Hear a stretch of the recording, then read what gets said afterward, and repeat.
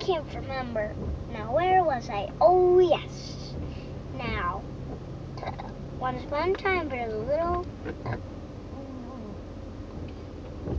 big girl named Mommy, and she wanted me to listen. So they decided to take a walk. But then, suddenly, a big, huge rubber tummy monster, huge.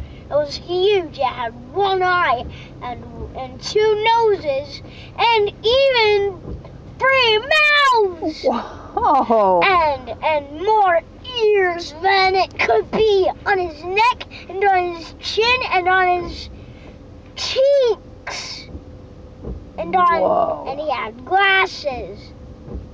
And he had newspapers and books for him to read. Cool. Then he had a Batman, and he had suddenly a big, huge 2 eyes popped out of his huge, enormous eyes, and popped